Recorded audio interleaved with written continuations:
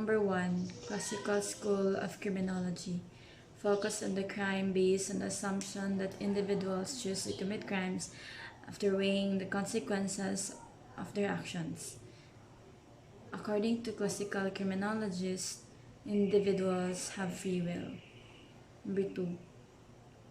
Philosophic calculus, or the pleasure and pain principle, is a theory that focuses on that individuals calculate the consequences of his actions by weighing the pleasure or gain and the pain or suffering he would derive from doing the action.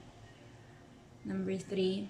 Philosophic calculus, or the pleasure and pain principle, is a theory that possesses that individuals calculate the consequences of his actions by weighing the pleasure or gain and the pain or suffering he would derive from doing the action.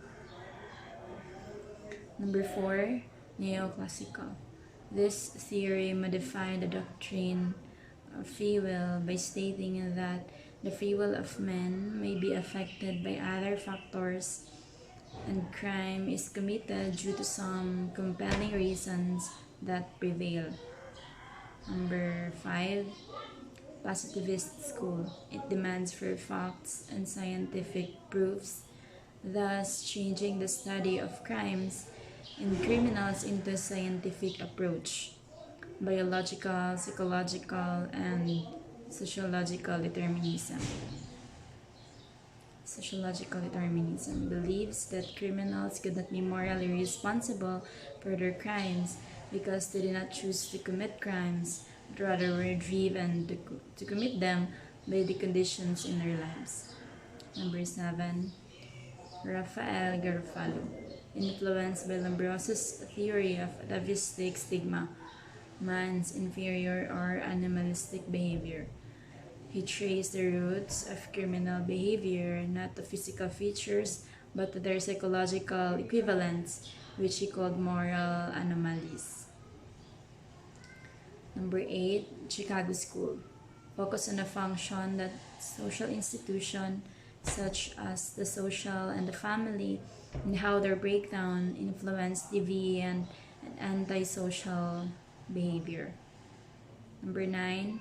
French School. It emphasized the interaction between social and psychological factors, the importance of biological and physical factors in crimes causation. It posited that crimes was socially defined and that it was socially determined. Number 10. Gabriel Tarde. He was a French lawyer and sociologist. He emphasized the social factors were sufficient to explain why criminals varied over time within each society. Tarde contended that some people learn to engage in crime much as people learn legitimate occupations and social customs. Number 11. Theories of imitation. This meant that people imitate others within whom they have frequent contact, essentially the same way people copy and come to prefer different styles of clothing. Number 12. The Socialist School, based on the writings of Karl Marx and Friedrich Engels that began 1850s. They emphasize that economic determinism it concentrates of the need of equality among all citizens. Their theories are based upon the basic ideas that poverty causes people to be inclined to criminal activities. 13. Cartographic School.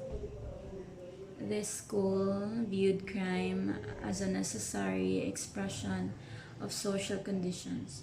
One of these alternative ways was associated with looking for geographic and criminal behavior.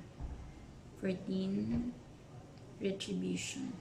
Retribution certainly of deterrence, incapacitation, and rehabilitation, but also ensure that the guilty will be punished, the innocent protected, and the societal balance restored after being disrupted by crimes. Retribution, thus, the only appropriate moral justification for punishment. Number 15, deterrence. Many believe that if offenders see that crimes are punished severely, then it should put them off from committing those crimes. It should also show others in societies that crimes are punished, and it should also deter them from committing similar crimes. Okay.